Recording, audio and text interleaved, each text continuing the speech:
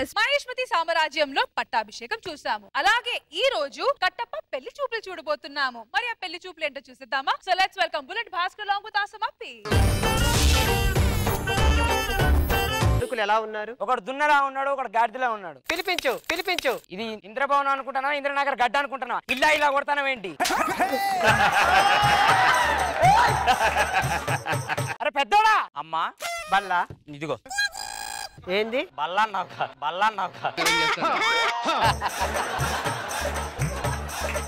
నీకు ముఖ్యమైన విషయం మాట్లాడే పిలిపించాను. చిన్నోడు కూడా వస్తే ఇద్దరు కలిపి చెప్తాను. చిన్నోడా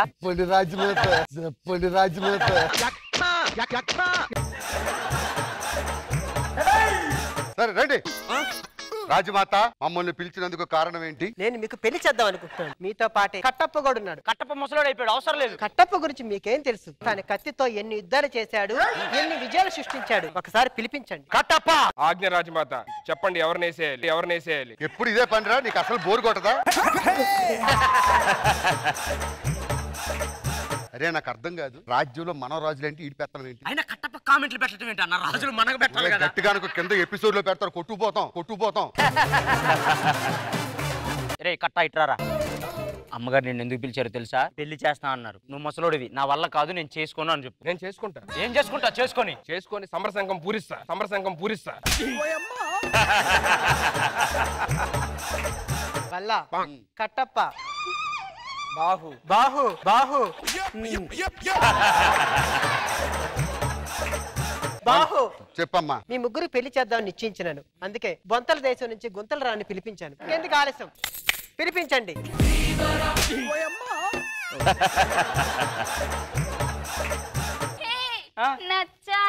లేదు చచ్చావే.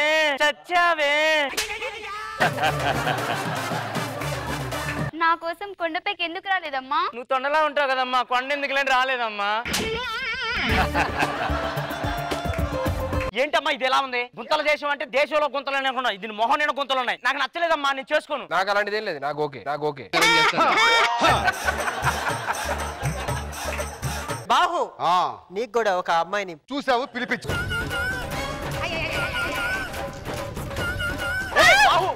అది ఎద్దు కాదు, దాని మీద ఉంచుతున్నావు. అమ్మా నేను దున్నపోతులాగుండి అది దున్నపోతులాగుంటే ఇది రాజ్యం అనుకున్నావా, పశువుల హాస్పిటల్ అనుకున్నావా? నేను చేసుకోను. ఏం కట్టప్ప? నాకు ఓకే.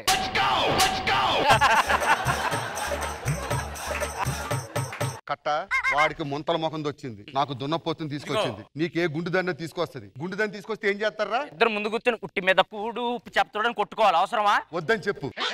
రాజమాత నాకు అలా ఇలా ఏం లేదు, అమ్మాయి అయితే చాలు. ఎవరక్కడ? పిలిపించండి. ఏంది షర్టు తెస్తున్నావు? ఈ పాట ఎండింగ్ లో చిన్న సీన్ ఉంటది కదా.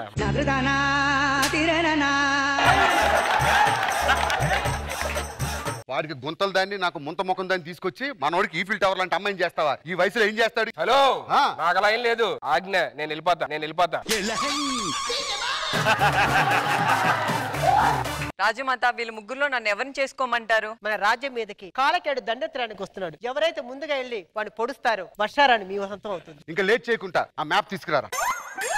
యుద్ధంలో ముందు తీసుకోవాల్సిన జాగ్రత్త ఏంటి? యుద్ధంలో మనం వెళ్ళేటప్పుడు ఫస్ట్ తీసుకోవాల్సిన జాగ్రత్త ఏంటంటే సీసీ కెమెరాలు ఉన్నాయా లేదా చూసుకోవాలి. అయ్యేందుకు? ఆ ఫుటేజ్ యూట్యూబ్ లో వస్తే ఫేమస్ అయిపోతాం.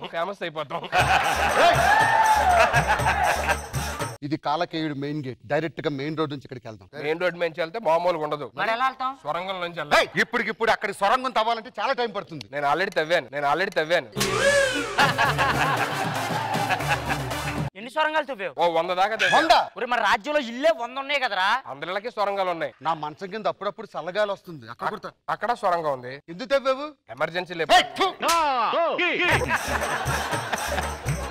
సొరంగంలో నుంచి వెళ్తాం. వెళ్ళంగానే మెయిన్ గేట్ ఉంటది కదా, బ్యాట్ బద్దలు కొట్టుకుని వెళ్ళిపోదాం. కుదరదు, అక్కడ కాపలాదారు ఉంటే ఏమైంది? మనం రాజులు, మనం చెప్తే వాడు వింటాడు కదా. ఇంత ముందంటే తెలుగుడు ఉంటాడు, 150 ఇస్తే పంపించాడు. ఇప్పుడు నేపాలోడు, ఆడికి తెలుగు రాదు, మనకి నేపాలీ రాదు. అందుకే ఆడిని వదిలేసి అలా సొరంగంలోంచి వెనకాలకి వెళ్తే అక్కడ పెట్టగోడ ఉంటది, ఆ గోడ దూకితే పని అయిపోయింది. నీకెలా తెలుసు? దూకాడు అలవాటు. పెట్టగోడు దూకిన తర్వాత ఆ బిల్డింగ్ లోకి వెళ్ళడానికి లిఫ్ట్ ఉంటుంది, ఎక్కేద్దాం. అదే పెద్ద పొరపాటు. లిఫ్ట్ డోర్ ఓపెన్ చేయగానే ప్లీజ్ క్లోజ్ ద డోర్ అని వస్తూ ఉంటది. మా కోటలో వాళ్ళందరూ వచ్చేస్తా ఉంటారు. నువ్వు రాజ్యం గురించి చెప్పమంటే నీ గురించి చెప్తున్నట్టుంది ఇది. అందుకే అవన్నీ దొరకకుండా ఉండాలంటే లిఫ్ట్ ఎక్కకుండా చెప్పులు చేత్తో పట్టుకొని మెల్లిగా మెట్లు ఎక్కుతే వెళ్ళాలి. మరి ఎదురెవరన్నా వస్తే వెంటనే మన దగ్గర ఒక గుడ్డ ఉంటే మొహం దాచుకొని పక్కకి వెళ్ళాలి.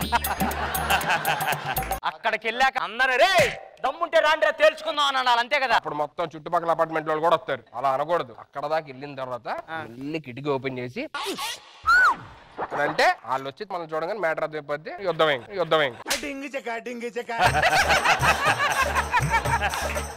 యుద్ధానికి వెళ్ళేటప్పుడు ఎటువంటి సామాగ్రి తీసుకెళ్ళాలి? ఒక 20 మూరల మల్లెపూలు, ఒక 10 కిలోల హల్వా, 15 లీటర్ల పాలు. మల్లెపూలు ఎందుకు సార్ ఇప్పుడు మనం యుద్ధం చేసి స్మెల్ వస్తూ ఉంటారు. రథం మీద వెళ్తూ ఉంటాం కదా, గుర్రానికి ఆ స్వెట్ స్మెల్ అంటే పడదు. మల్లెపూలు కొంచెం ఎనర్జీ.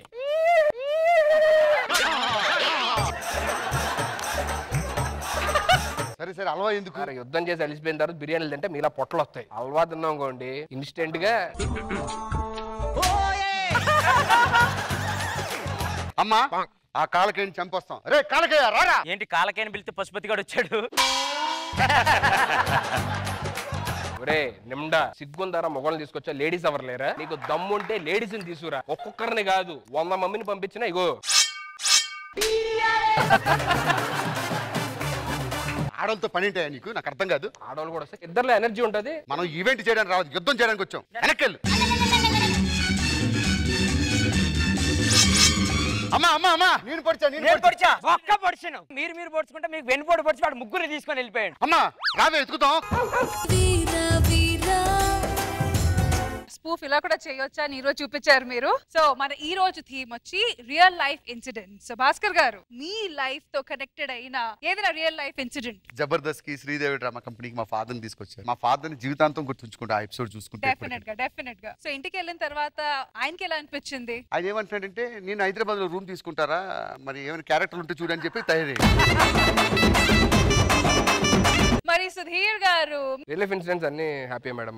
ఇల్లు కొనుక్కోవడం, పేరెంట్స్ తోని ఇక్కడ ఉండడం హ్యాపీగా. అండ్ ఈ మధ్య అంటే లైక్ ఒక 9 years ట్రావెల్ లోనే ఎప్పుడు మాట్లాడింది రష్మితో. ఈ మధ్య లైక్ ఎక్కువ మాట్లాడుకుంటున్నాం అన్నమాట.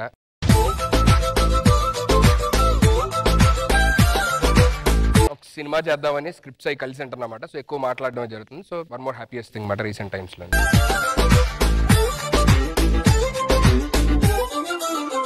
అందరూ ఎదురు చూస్తున్న రియల్ హ్యాపీ ఇన్సిడెంట్ ఎప్పుడు? త్వరలోనే జరిగిద్దేమో అని తెలుస్తున్నాయి. సైన్స్ అలా ఉన్నాయి మరి.